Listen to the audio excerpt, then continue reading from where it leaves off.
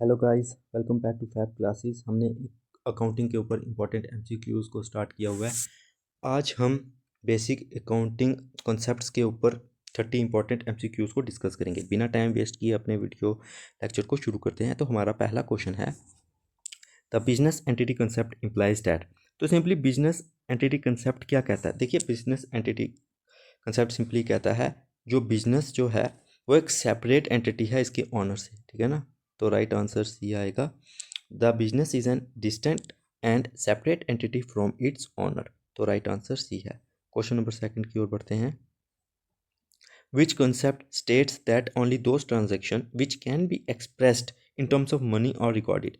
तो ऐसा कौन सा कंसेप्ट वो कहता है कि जो सिर्फ मोनेटरी टर्म में हम वैल्यू कर सकें, जिनको एक्सप्रेस कर सकें, उन्हीं को रिकॉर्ड करेंगे। तो ये सिंपली कहता है मनी मेजरमेंट कंसेप्ट। तो राइट आंसर बी है। तो क्वेश्चन नंबर 3 की ओर बढ़ते हैं। Under the going concern concept it is assumed that the business will. तो गोइंग कंसर्न कंसेप्ट क्या कहता है कि जो बिजनेस है वो इनडेफिनाइट टाइम के लिए चलेगा, ठीक है ना। तो राइट आंसर बी, ठीक है ना, 3 का B.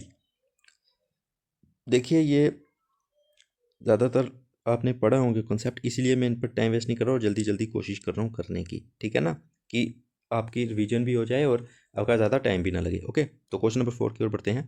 The accounting period concept suggest that the financial statement should be prepared. देखिए, अकाउंटिंग पीरियड कंसेप्ट क्या कहता है कि जो फाइनेंशियल स्टेटमेंट है वो रेगुलर इंटरवल्स में बननी चाहिए, normally after a period of 1 year, ठीक है ना। तो राइट आंसर आएगा बी, ठीक है ना, B is the right answer.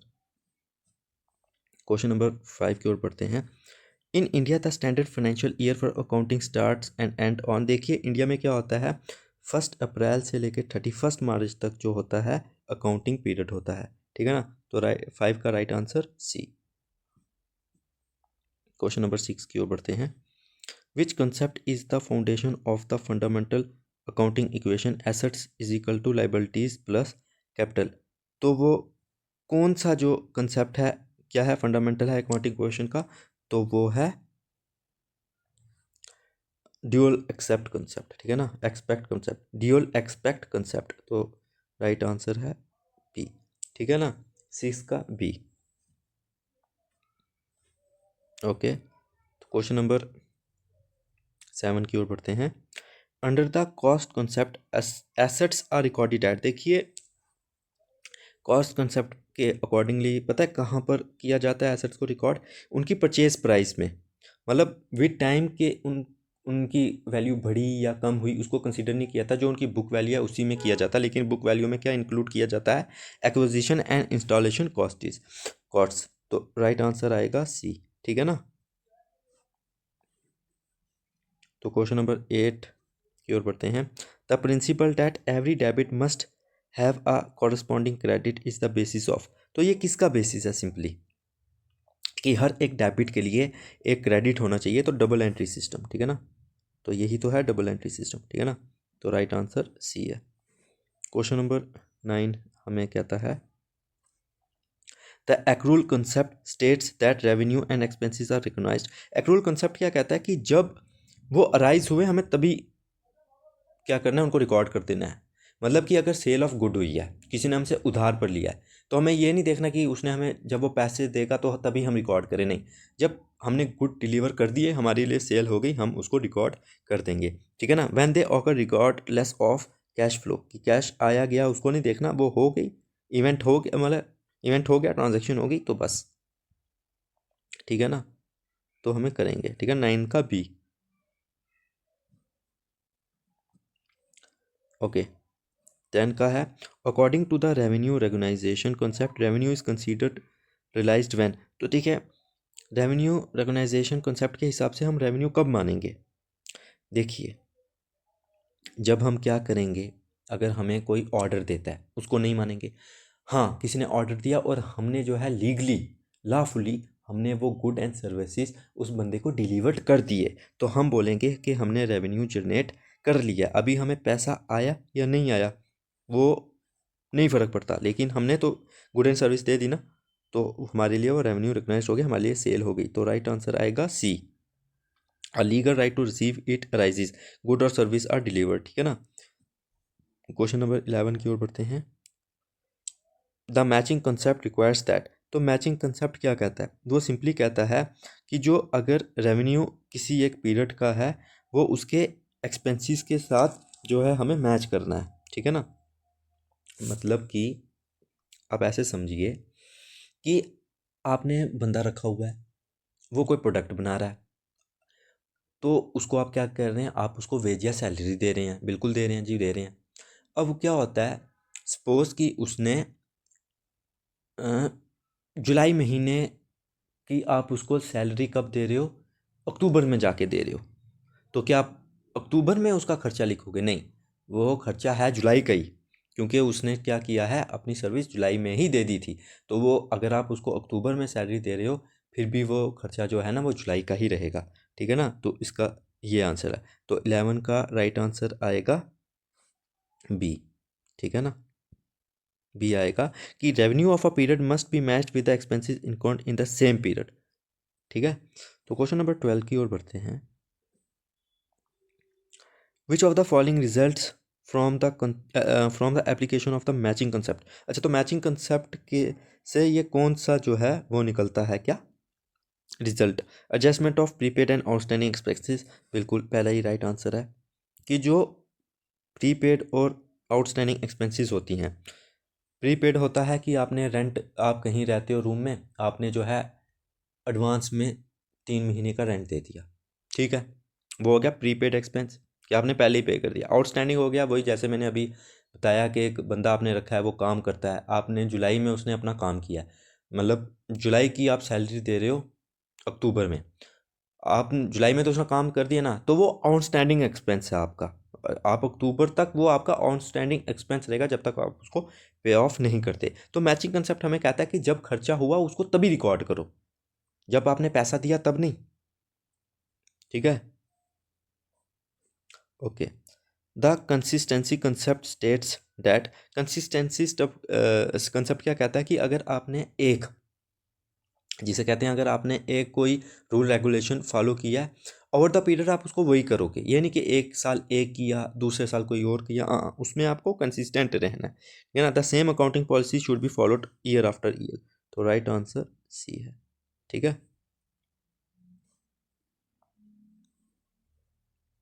तो क्वेश्चन नंबर 14 है, the conservatism concept is also known as the principle of, देखिए कन्वर्जेटिज्म कंसेप्ट जो है उसका दूसरा नाम है प्रूडेंस, ठीक है ना, राइट आंसर भी है। अब ये क्या कहता है, ये कहता है कि आपने, अगर आपको कोई फ़ायदा होने वाला है आपको उसको रिकॉर्ड नहीं करना, लेकिन अगर आपको लगता है कि कोई नुकसान होने वाला है तो उसको आपने पहले ही बता देना है, ठीक है। तो इसका ये है।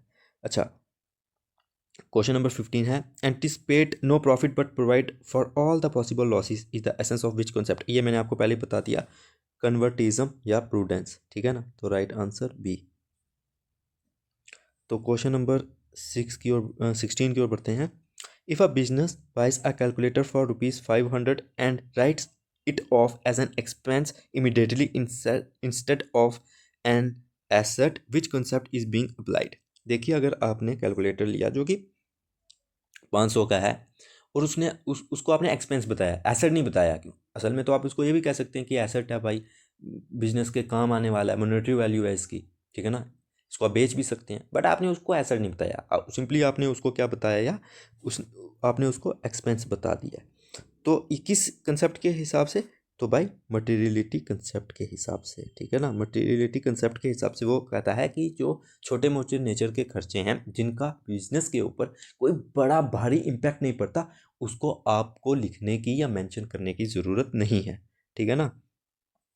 तो क्वेश्चन नंबर 17 कहता है, the materiality concept allows an accountant to ignore other concepts if the effect is not considered significant और मटीरियल, बिल्कुल, देखिए मटेरियलिटी कंसेप्ट जो है वो अकाउंटेंट को अलाउ करता है कि आप क्या कर सकते हैं, इग्नोर कर सकते हैं अदर कंसेप्ट्स को, कि अगर वो जो उस सिंपल सी ट्रांजैक्शन का इफेक्ट जो है वो इतना ज़्यादा सिग्निफिकेंट इंपॉर्टेंट नहीं है और वो इतना मटेरियल नहीं है, मतलब उसकी इतनी वैल्यू नहीं है कि जिसका बिजनेस के ऊपर बहुत ज़्यादा कोई इम्पैक्ट पड़े, तो आप ये कर सकते हो, ठीक है ना। तो क्वेश्चन नंबर 18 की ओर बढ़ते हैं। Which of the following is not a fundamental accounting assumptions mention. Simple सी बात है कि इनमें से कौन सा जो है फंडामेंटल अकाउंटिंग अजम्पशन नहीं है। गोइंग कंसर्न बिल्कुल है, ठीक है, गोइंग कंसर्न है, कंसिस्टेंसी भी है, अक्रूल भी है, लेकिन जो ड्यूल एक्सपेक्ट है वो कोई अकाउंटिंग अजम्पशन नहीं है, ठीक है ना। तो इसका राइट आंसर डी आएगा, ठीक है। तो इसका राइट आंसर आएगा डी। ओके, क्वेश्चन नंबर 19 की ओर बढ़ते हैं। In a single entry system which accounts are typically maintained. देखिए सिंगल एंट्री सिस्टम में ना सिर्फ क्या अकाउंट, कोई उधार अगर किसी ने लिया तो वो मेंटेन होगा, अगर किसी को पैसे देना है तो वो होगा। तो सिंपली इसमें सिर्फ पर्सनल अकाउंट और कैश बुक को ही, जिसे कैश कहा जाता है, मेंटेन किया जाता है। तो इसका राइट आंसर आएगा बी, ठीक है ना, B is the right answer. Which system is considered not a complete system and is usually followed by a small firm. देखिए सिंगल एंट्री सिस्टम, इसको ना क्या कहा जाता है, इसको कोई कंप्लीट सिस्टम नहीं कहा जाता। और ये जो स्मॉल वेंडर्स होते हैं, स्मॉल शॉपकीपर्स होते हैं, इसको करते हैं, जिनका इतना लेन देन नहीं है। सिंपल अगर उन्होंने किसी को उधार दिया वो मेंटेन करेंगे, पैसा आया तो वो मेंटेन करेंगे। कोई उनको डबल बुक कीपिंग या मतलब जिसे कहते हैं ना डबल एंट्री सिस्टम, वो फॉलो नहीं करेंगे, ठीक है ना। Okay, under the cash basis of accounting, अगर कोई कैश बेसिस ऑफ अकाउंटिंग कर रहा है, एक्रूल बेसिस नहीं कर रहा है, तो अगर कोई एक्सपेंस है दिसंबर 2014 का और वो जनवरी 2015 में क्या किया जा रहा है, पे किया जा रहा है, तो उसको कब रिकॉर्ड किया जाएगा।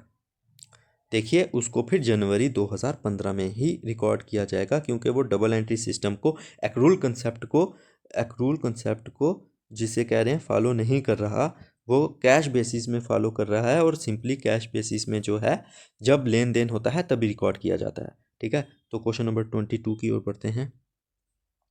If Ram starts a business with ₹50 lakh cash, the dual aspect effect is. देखिए अगर एक बंदा 50 लाख का बिजनेस कर रहा है तो बिजनेस में आ रहा है कैश, तो इसका मतलब उसका कैश इंक्रीज हो रहा है और कैपिटल आया वो, तो इसलिए कैपिटल भी इंक्रीज हो रही है। तो इसलिए 22 का राइट आंसर आएगा B, cash increases and capital increases, ठीक है। क्वेश्चन नंबर 23 की ओर बढ़ते हैं। Buying machinery on credit from a supplier affects. देखिए अगर कोई बंदा जो है, या कोई बिजनेस, सिंपल बंदा नहीं, मतलब हम बिजनेस के पर्सपेक्टिव में बात करते हैं अकाउंट्स में, तो अगर कोई बिजनेस जो है वो मशीनरी ले रहा है, लेकिन ले रहा है क्रेडिट पर सप्लायर से, तो उससे क्या होगा। देखिए इससे क्या होगा कि एसेट तो बढ़ेगा क्योंकि मशीनरी आई है, लेकिन लाइबिलिटी भी बढ़ेगी क्योंकि वो पैसा पे अभी करना है। तो इसका राइट आंसर आएगा ए, एक एसेट भी बढ़ा और एक लाइबिलिटी भी बढ़ी, ठीक है।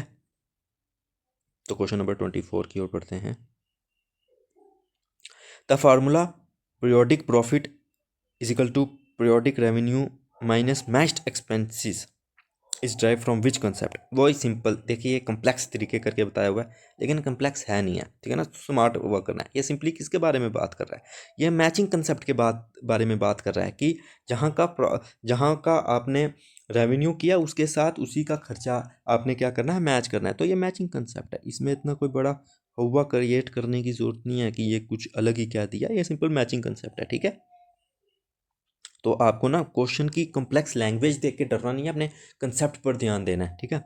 तो क्वेश्चन नंबर 25 की ओर बढ़ते हैं। When a small item like calculators are book written off to the profit and loss account in the first year. तो मतलब वो क्या होता है, जब हम पहले स्मॉल आइटम्स जिसे कैलकुलेटर है, बुक्स है, जो कि इनडायरेक्ट एक्सपेंसेस हैं, उनको हम प्रॉफिट एंड लॉस अकाउंट में लिखते हैं पहले ईयर में, इसका क्या मतलब होता है। देखिए सिंपली इसका वही आंसर है, because of the materiality concept, क्योंकि ये जो है हम इनको कोई एसेट नहीं मान सकते कि हम इनको बैलेंस शीट में बता दें। तो सिंपली हम पहले साल ही लिख के उसको राइट ऑफ कर देते हैं कि भाई ये हमारा जो है इनडायरेक्ट एक्सपेंस हुआ है, ना कि ये हमारा कोई प्रॉफिट है। तो क्वेश्चन नंबर 26 की ओर बढ़ते हैं। इफ़ अ बिजनेस चेंजेस इस depreciation method every year it is a valuation of. देखिए अगर कोई बिजनेस है, वो अपना डेप्रिसिएशन मेथड है वो हर साल चेंज कर रहा है, तो वो क्या वायलेट कर रहा है, वो कंसिस्टेंसी कंसेप्ट को वायलेट कर रहा है। क्योंकि इसमें कहा जाता है कि हमें जो है साल दर साल एक सेम रूल या पॉलिसीज़ या सेम जिसे कहते हैं ना, हमें वो फॉलो करना है मेथड। ओके, तो क्वेश्चन नंबर 27 की ओर बढ़ते हैं।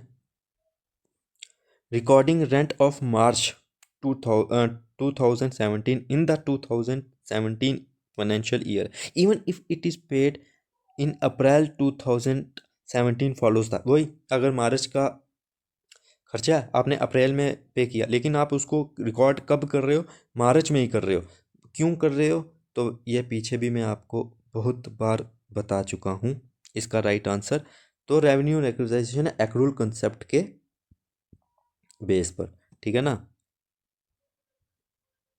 किस बेस पर कर रहे हैं आप इसको, आप कर रहे हैं एक्रूल कंसेप्ट के बेस पर, ठीक है।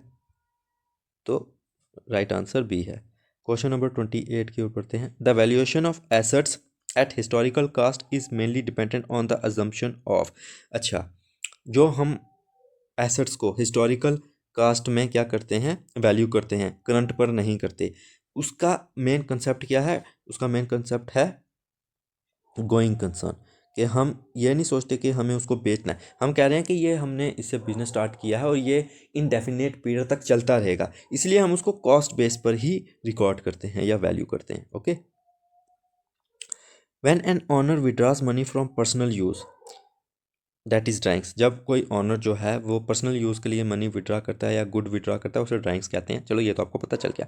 It is treated as a reduction in, तो वो किस चीज़ के ऊपर, वो उससे क्या चीज़ रिड्यूस होगी। देखिए, उससे ऑनर की कैपिटल भी रिड्यूस होगी और उससे बिजनेस एसेट्स भी कम होंगे, ठीक है ना। तो राइट आंसर सी है। और कैसे, देखिए, उसने पैसा निकाला तो बिजनेस में से पैसा गया, यानी कि बिजनेस का एसेट कम हुआ। वो पैसा क्या था, कैपिटल था, और कैपिटल किसने लगाई थी, ऑनर ने लगाई थी, और उसने वो पैसा निकाला है, तो इसका मतलब ऑनर की कैपिटल भी कम हुई, ठीक है। तो राइट आंसर था 29। अब क्वेश्चन नंबर 13 की ओर बढ़ते हैं। Which of the following is the foundation on which the structure of present day accounting has been developed. देखिए, फाउंडेशन क्या है जो आज हम करते हैं ना, डबल एंट्री सिस्टम, उसकी फाउंडेशन क्या है, तो उसकी फाउंडेशन है एक्रूल कंसेप्ट, ठीक है ना। क्या है उसकी फाउंडेशन, एक्रूल कंसेप्ट। तो accrual concept is the foundation, तो राइट आंसर है बी। देखिए दोस्तों, आज की हमने वीडियो में अकाउंटिंग कंसेप्ट्स के ऊपर इंपॉर्टेंट एमसीक्यूज़ किए हैं। फिर हम नेक्स्ट टॉपिक के ऊपर एमसीक्यू लाएंगे। तो तब तक आप वीडियो को लाइक करो, ज़्यादा से ज़्यादा वीडियो को शेयर करो, चैनल को भी सब्सक्राइब करो। थैंक्स।